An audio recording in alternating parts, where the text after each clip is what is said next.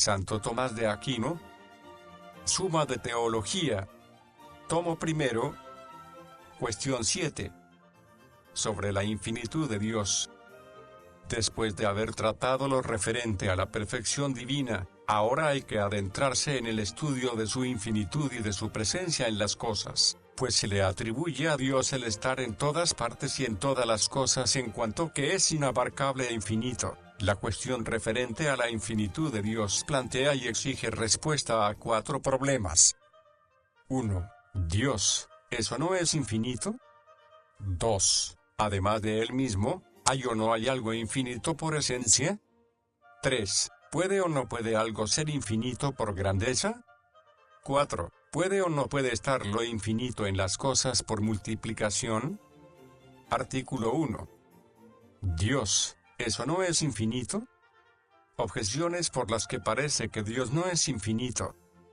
Todo lo infinito es imperfecto porque tiene razón de parte y de materia, como se dice en tercera de física, pero Dios es perfectísimo, por lo tanto, no es infinito. Más aún, según el filósofo en primera de física, finito e infinito convergen en la cantidad, pero Dios no es cantidad ya que no es cuerpo, como quedó demostrado. Por lo tanto, no le corresponde ser infinito. Todavía más, lo que está aquí porque no está allí, por razón del lugar es finito. Lo que es esto porque no es lo otro, es finito por razón de la sustancia. Pero Dios es esto y no lo otro, pues no es ni piedra ni madero. Por lo tanto, Dios no es infinito por razón de la sustancia. En cambio está lo que dice el Damasceno: Dios es infinito, eterno, inabarcable. Solución: hay que decir, todos los antiguos filósofos atribuyeron lo infinito al primer principio, como se dice en tercera de física.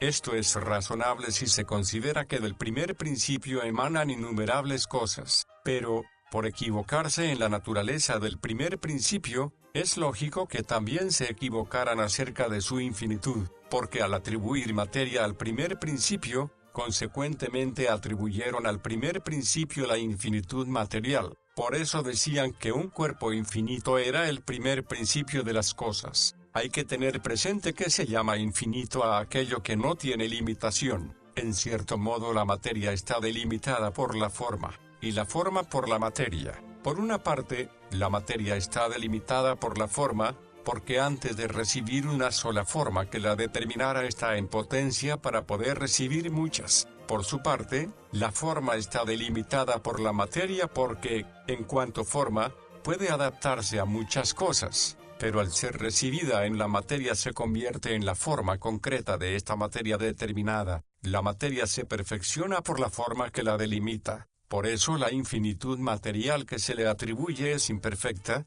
pues acaba siendo casi una materia sin forma.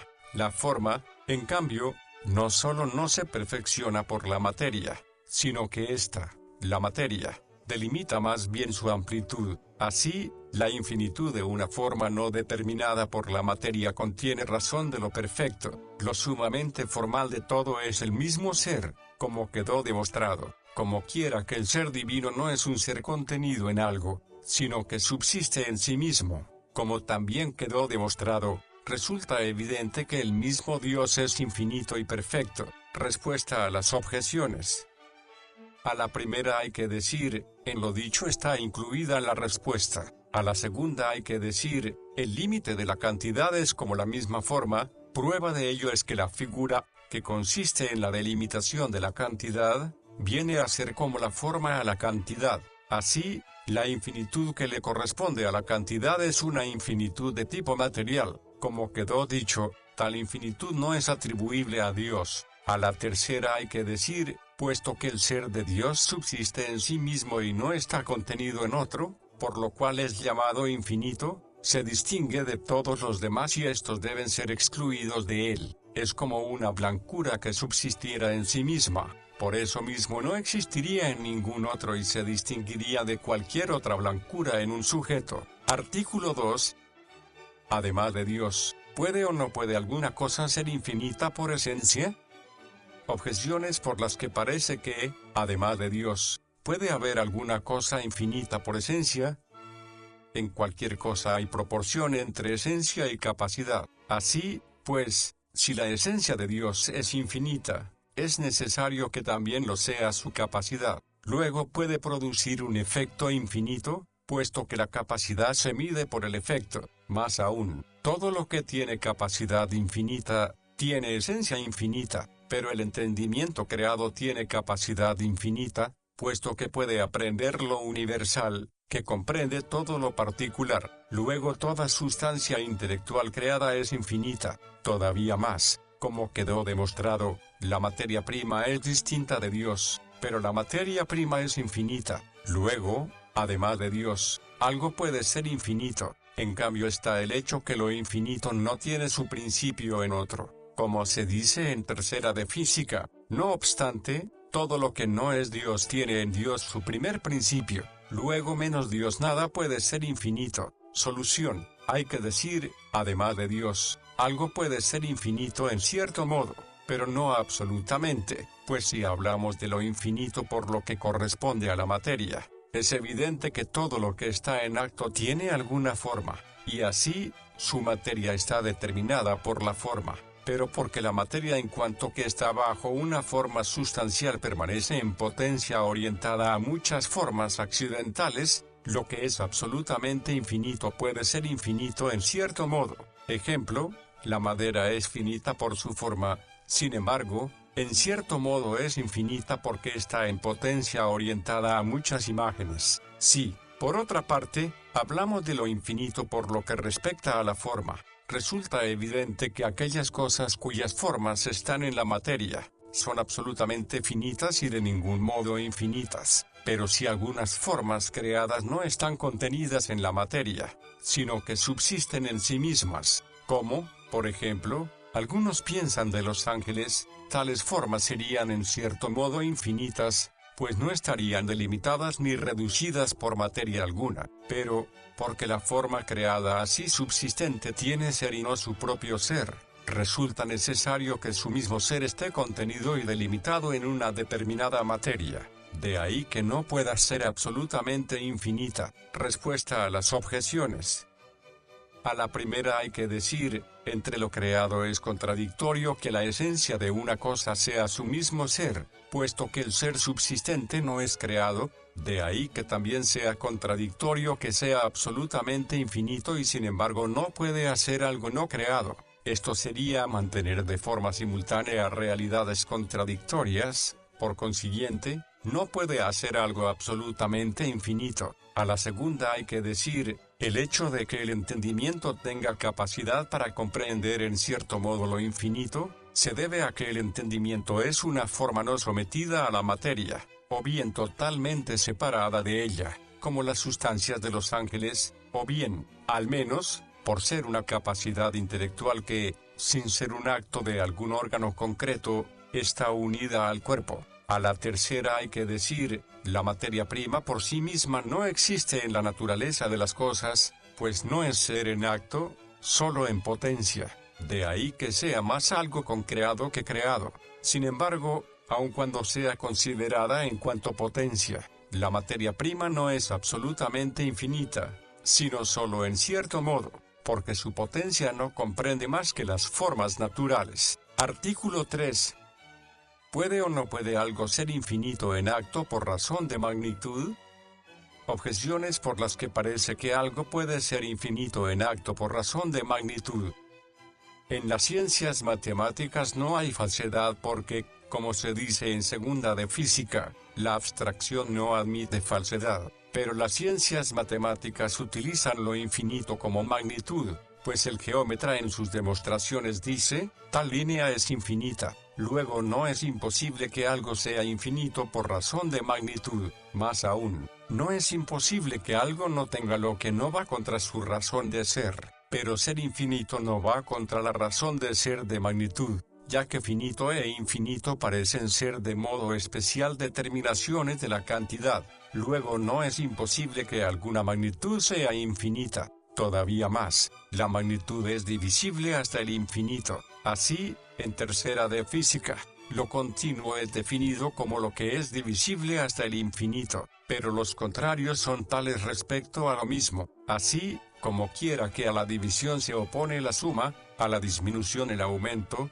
parece que la magnitud pueda crecer hasta el infinito. Luego es posible que exista una magnitud infinita. Aún más, como se dice en cuarto de física, el movimiento y el tiempo tienen la cantidad y la continuidad que toman de la magnitud sobre la que pasa el movimiento, pero no va contra la razón de ser del tiempo y del movimiento que sean infinitos, puesto que cualquier punto indivisible que se señala en el tiempo y en el movimiento circular, es principio y fin. Luego no irá contra la razón de ser de magnitud que sea infinita. En cambio, todo cuerpo tiene superficie, pero todo cuerpo que tiene superficie es finito, porque la superficie es el límite del cuerpo finito. Luego todo cuerpo es finito. Algo parecido puede decirse de la superficie y de la línea. Por consiguiente, nada es infinito por razón de magnitud. Solución. Hay que decir, una cosa es ser infinito por su esencia y otra por razón de su magnitud, pues puede darse de hecho que algo sea infinito por razón de magnitud, como el fuego o el aire,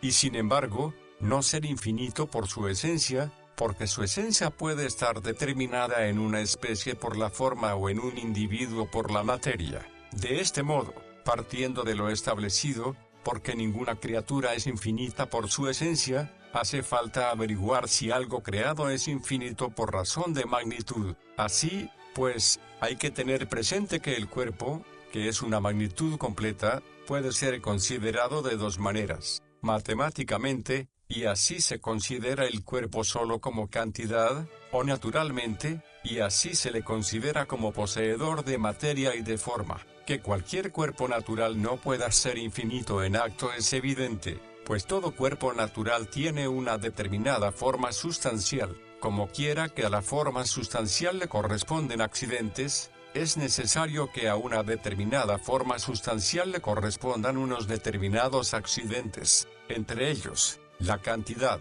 de donde se sigue que todo cuerpo natural tiene, en grado mayor o menor, una determinada cantidad. Esto mismo es aplicable al movimiento, porque todo cuerpo natural tiene un determinado movimiento natural. No obstante, un cuerpo infinito no puede tener ningún movimiento natural, ni rectilíneo, pues nada se mueve naturalmente con movimiento rectilíneo más que cuando está fuera de su sitio, cosa que no puede suceder en el cuerpo infinito, pues ocuparía todos los lugares, y así cualquier lugar sería indistintamente su sitio. Algo parecido puede decirse también del movimiento circular, porque en el movimiento circular se requiere que una parte del cuerpo se traslade a un sitio anteriormente ocupado por otra parte. Esto no podría suceder nunca en un cuerpo circular infinito, porque dos líneas que parten de un centro, cuanto más se prolongan, más se alejan entre sí, de modo que, si el cuerpo fuese infinito, infinita sería también la distancia entre ellas, y así una nunca podría llegar al lugar de la otra. Lo mismo cabe decir también del cuerpo matemático, porque si imaginamos un cuerpo matemático existente en acto, es preciso que nos lo imaginemos bajo una forma determinada, porque nada está en acto si no es por su forma. Como quiera que la forma de la cantidad en cuanto tal es la figura, será necesario que tenga una determinada forma. ¿Y esto ya será finito? Pues la figura es lo comprendido dentro de un límite o de unos límites. Respuesta a las objeciones.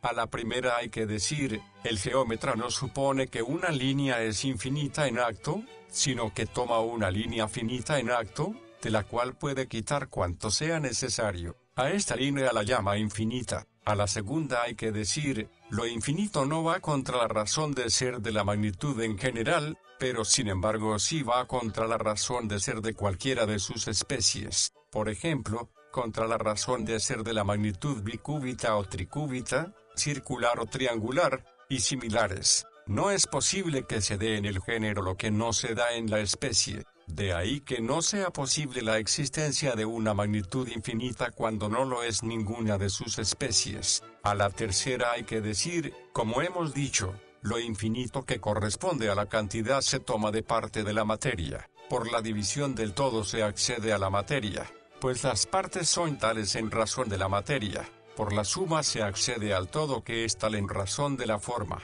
Así, no se encuentra lo infinito en la suma de la magnitud, sino solo en su división. A la cuarta hay que decir, el movimiento y el tiempo no son considerados como un todo en acto sino de forma sucesiva, de ahí que tengan potencia mezclada con el acto, pero la magnitud está toda en acto, y así, lo infinito que corresponde a la cantidad y que se toma de parte de la materia, es incompatible con la totalidad de la magnitud, pero no con la totalidad del tiempo y del movimiento, pues estar en potencia es algo propio de la materia. Artículo 4. ¿Puede o no puede lo infinito estar en las cosas por multitud? Objeciones por las que parece que es posible que haya una multitud infinita en acto. No es imposible que lo que está en potencia pase a acto, pero el número puede multiplicarse hasta el infinito. Luego no es imposible que haya una multitud infinita en acto. Más aún, es posible que, de cualquier especie, algún individuo esté en acto, pero las especies de las figuras son infinitas. Luego es posible que haya infinitas figuras en acto.